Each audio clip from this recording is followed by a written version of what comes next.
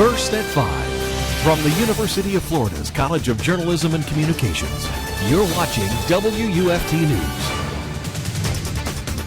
The vice chair of the Alachua County School Board fires back at state education leaders after publicly shaming her for a Facebook comment made about Charlie Kirk. This is WFT's First at 5. I'm Hayli Balgobin. And I'm Nicole Borman. Alachua County has been a key focal point for the board since the comments. WUFT's Jessica Wilkinson attended the state board meeting and is live in the newsroom. Jessica, Tina Certain stood behind the comments, exerting her First Amendment right.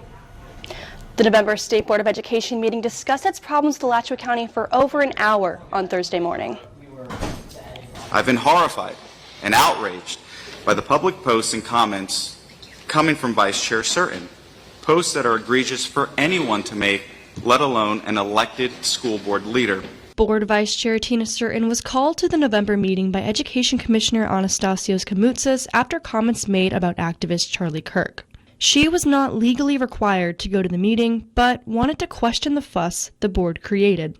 It's deeply concerning that an individual elected official is being called before an appointed board commissioner and State Board of Education for a personal social media comment that did not involve school board policy.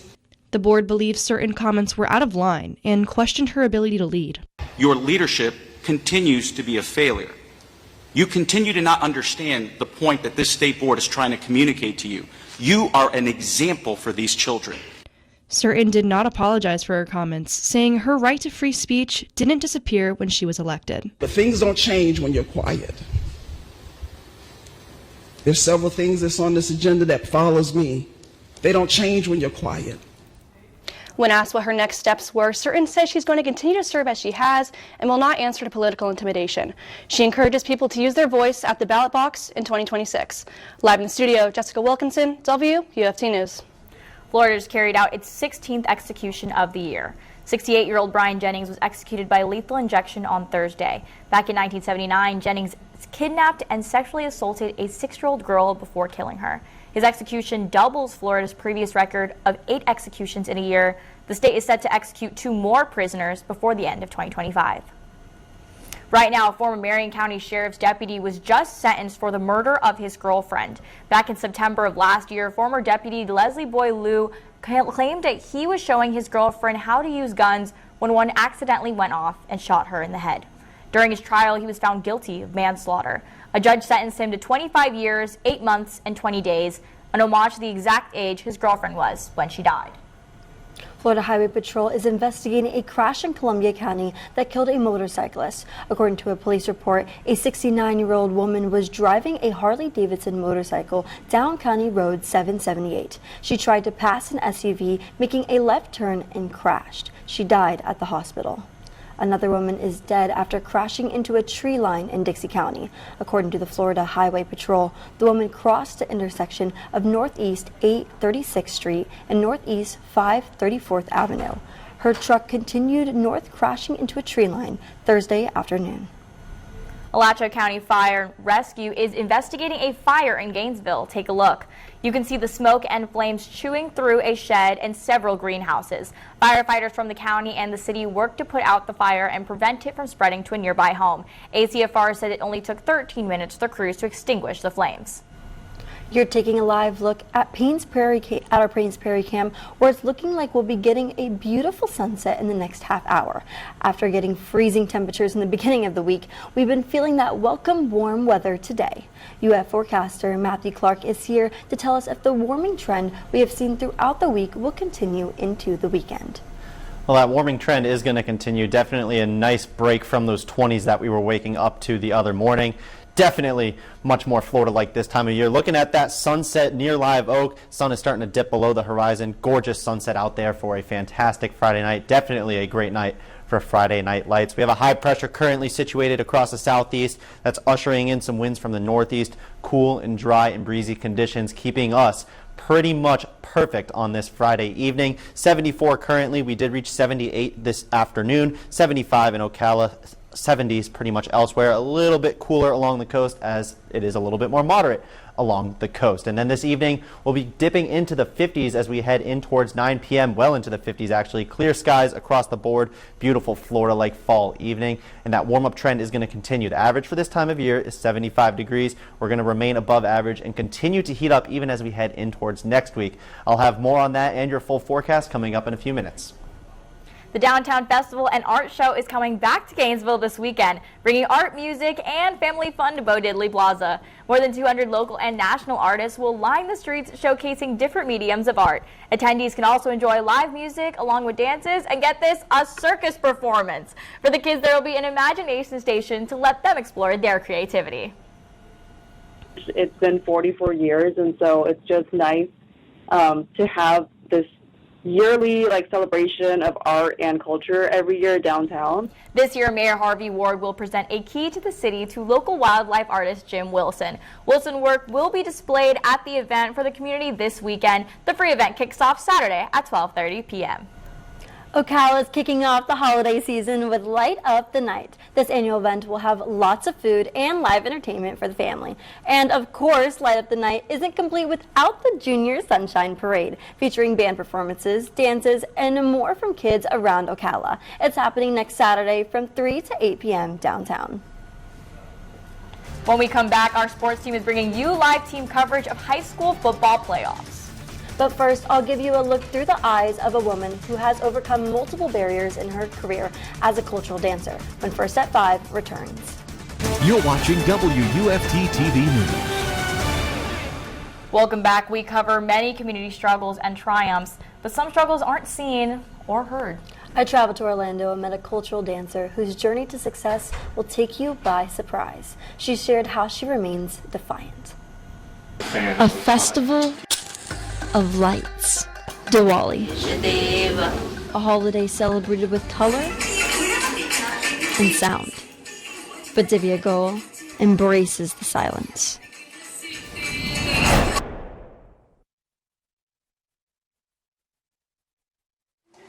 Divya has been signing her whole life.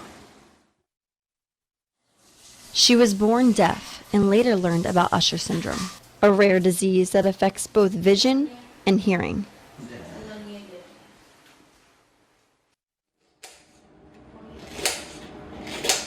She views the world differently than others.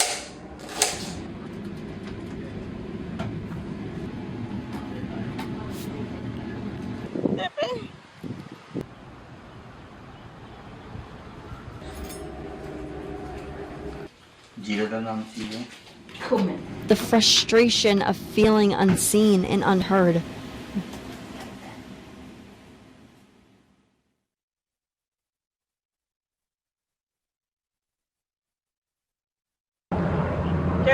Grows into loneliness.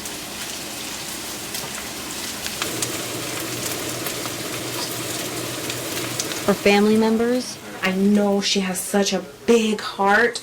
Wish they could make life easier, especially her mother Aruna, who's always helped give her a voice. She's very lonely, and she cries, and that can hurt a mother so much. Her support system gives her a seat at the table. Above anyone else, her sister Karen. And she just wants to feel like she's included, part of the family. So I think that's why I feel like it's so important for me to help her. Through the help of her family, she wove herself back into the conversation. Divya's growth will make you stop and listen. Before, she used to be like such an angry person. What others only dream of, she achieved. You should have seen when we found out that she was going to meet President Obama. In 2009, Divya was chosen as a deaf-blind leader to meet then-President Barack Obama.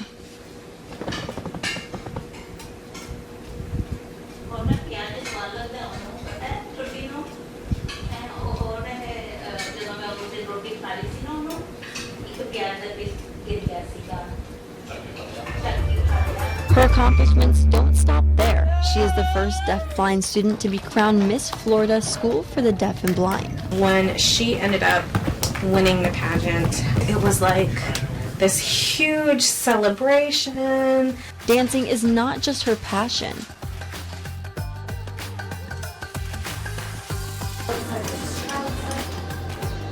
But a form of freedom. You can see the independence in her. It fills her with inspiration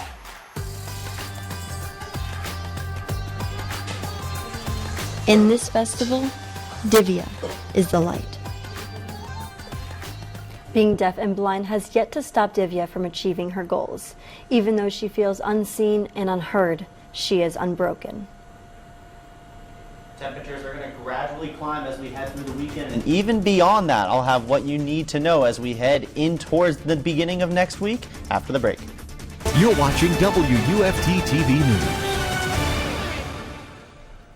Those highs have really picked back up. You know, earlier this week we were feeling that chilly cold weather, but starting to feel like Florida again. Looks like that cold might be taking a hibernation of its own. We have Matthew Clark here to tell us more on what we could expecting this warmer weather to be picking up over the weekend. Well, we did wake up this morning and it was a little bit warmer out there than it has normally been as we've headed into the beginning of this week. We woke up, it was 28 degrees on Wednesday morning. Today we woke up, it was 46 degrees and we reached just shy of 80 degrees. It reached 78 degrees and the high on Tuesday was 55, so almost a 25-degree temperature swing from just a couple of days ago. And the reason for that is this high pressure system. This has been our dominant weather system over the past week. This is going to continue to drift its way further to the southeast, and as it moves its way towards the southeast, we're going to continue to gradually warm up as we head into the next couple of days and even the foreseeable future as we have 80s in our forecast even as soon as tomorrow. Temperatures this evening, 74 in Gainesville, 75 in Ocala, 73 in Bronson. Temperatures across the board, very great temperatures. I would say it is a gorgeous Friday evening to get outside, and it's a gorgeous sunset currently, 74 overlooking our University of Florida campus. Got some orange and blue shades out there overlooking the western sky. It is also pretty dry out there, dew point 43 degrees with a 33% humidity, so there is not really any moisture in the air. Overall, just a perfect evening as you've headed out tonight. Temperatures are going to be great for Friday night lights. We'll be well into the 50s by 9 p.m. Clear skies across the board. There is a chance for some dense fog tomorrow morning as we continue to warm up in the morning. We're going to be reaching 48 in Gainesville tomorrow morning, 48 in Ocala, and still the lower 40s in the Swanee River Valley. But dense fog is in the forecast for tomorrow morning. If you're getting an early start to your Saturday, something to be mindful of. It'll be cool with locally dense fog, but we are going to be warming up to 80 degrees by tomorrow afternoon. So it is going to be a warm and sunny afternoon. I would say overall just a gorgeous weekend across the board. 80s at this time of year in Florida. It's above average. 75 is our average this time of year. But I would say as most states are getting into those like really chilly territories, we're staying warm down here in Florida. We're getting back on pace towards our above average temperatures. That trend is going to continue even through Thanksgiving break, November 22nd through November 28th. The Climate Prediction Center is calling for well above average temperatures Thanksgiving week, so that trend is going to continue. Drought is also going to continue as we have not seen rain here in over 3 weeks. We're starting to see moderate levels of drought here across Alachua County, but to our northern counties, extreme level of droughts for northern Swanee and Columbia County, and still a severe drought for Bradford and Union County. So droughts are going to continue to rise up. The last time we saw rain here in Gainesville was October 26th. And there is no rain expected over the next 7 days. So drought is going to continue to be an issue here across north central Florida and even over the southeast as a whole. The good news, though, is out in the tropics, no tropical development is expected over the next week. November 30th is the end of hurricane season, but still no models are even picking up on anything forming over that time. So we have dodged a bullet here across the southeast United States, but I would say lots of warm sunshine across our 7-day forecast. That gradual warm-up continues even as we head in towards this time next week and even further beyond that. High school football teams across north central Florida have waited for this night. It's the start of the postseason. Welcome to sports. I'm Jordyn Banks. We've got live team coverage as teams prepare for their first matchups. Kennedy Lerner is at Citizens Field ahead of the Eastside game. But we begin with WFT's Jelianys Ramos, who traveled down to Ocala to speak with the Vanguard Knights, looking to make a deep run this postseason. Hey, Vice Briscoe, Vice Briscoe! Hey, Bush! The Vanguard Knights, a dominant force in high school football, but year after year, their deep run in the playoffs comes up short. Last year, they were bounced in the third round by Jones High out of Orlando. The team spent the season looking to bounce back. As soon as we took that loss, we got right back in the weight room. We know we got to get back there. We never had a state championship won here, so the goal is to win a state championship. Coaching at his alma mater, Edwin Former looks to lead his team to the first ever state championship for Vanguard. The Knights finished the regular season with a record of 8-2 and were awarded the 5th seed in the 4A bracket. Ahead of the team is a new chance at the same goal, and they look to get it done on the field. We live by 3 things. It's commitment, excellence, discipline, and hard work. So we got to be committed to making sure we do everything that we want to do right. Currently carrying a 2-game winning streak, the Knights look to prove they're the team to beat as they start the title hunt tonight. As what they have been preparing for is now here. And our goal is to fight for the state championship. So it's our first game and game 1, and week 1 we want to take this 1 week at a time and keep on going. The Knights take on Auburndale at Booster Stadium. The kickoff is at 7:30 p.m. Reporting in Ocala, Jelianys Ramos, WUFT Sports. I'm here at Citizens Field, where 2 teams who needed overtime in their regular season meeting will face off again tonight in a do-or-die playoff game. More to come after the break. You're watching WUFT-TV News. Welcome back. The Eastside Rams have humbly been playing some good football, enough to secure a spot in the playoffs. And tonight, they're on the main stage at Citizens Field to start their playoff push against South Sumter. That's where we'll find WFT's Kennedy Lerner live tonight. Kennedy's South Sumter is no stranger to this Ram squad. The energy in this stadium tonight is going to be electric. Eastside and South Sumter already faced each other in the regular season, and let's just say this is not a game you're going to want to miss. The district rivals took their last game into overtime, where Eastside just barely pulled out the win. Since South Sumter has won 5 out of their last 6 games, recently destroying Haines City 55-0. Though they are technically an underdog in this game, this 4-5 matchup doesn't give any team much comfort. With both teams averaging over 290 yards and 3 sacks per game, the field is looking pretty split. Kickoff is tonight at 7:30 p.m. at Citizens Field, and it's looking like a beautiful night for some Friday night football. You're going to want to bring a jacket, as it's going to get chilly during the game, dropping into the 50s. But no wind or rain will be affecting that football tonight. Live from Citizens Field, Kennedy Lerner, WUFT Sports. Other notable matchups include the Wilkinson Red Devils, who've only dropped 1 game this season. Lafayette, sitting at 8-2, will travel about 70 miles south to take on Williston. The Red Devils' rush attack will be the key to this game, with nearly 300 rushing yards and only 46 yards passing per game. If Lafayette can't put a stop to this running Red Devils, Williston may control time of possession and wear them down. Kickoff is set at 7:30 at Williston. Santa Fe High, coached by Ernest Graham, has not sniffed the playoffs in the last 5 years. But that all changes tonight when they take on Calvary Christian out of Clearwater. Santa Fe is coming off of a 17-0 shutout of Weeki Wachee, while Calvary Christian rides in a 1-5 game win streak, including last week's 36-26 victory. Both teams enter at 7-3 and both dominate on the ground. Santa Fe is averaging about 203 yards rushing and Calvary around 219. Kickoff is at 7. Other playoff games in the area to watch out for is the Newberry Panthers as they head to Cocoa to take on the Tigers, and the Panthers have a 5-5 record ahead of this matchup. Bradford has some home field advantage against Avion Park. The 9-1 Tornadoes are looking to tear through the Red Devils, and head coach Cornelius Ingram has the Hornets ready to make another deep run in the Rural Division as Hawthorne hosts Brantford tonight at 7:30. The Buchholz Bobcats were on the hunt last night, and the Oviedo Lions was the prey. Fans were on the edge of their seats during this catfight. The Bobcats entered their playoff opener Thursday night at Citizens Field as the #1 seed, but the Lions didn't look anything like a typical #8 seed. It was an offensive game from start to finish. Both teams traded big plays all night in a game that ended with a tight 49-41 Buchholz victory. Wide receiver and UF commit Justin Williams delivered a standout performance, scoring 3 touchdowns, including 2 crucial scores in the fourth to help seal the win. The Bobcats stay home next week, hosting the winner between Oakleaf and Nice. Continuing to add to, the plethora of things that we can do offensively, and just being well-versed and versatile and still always attacking.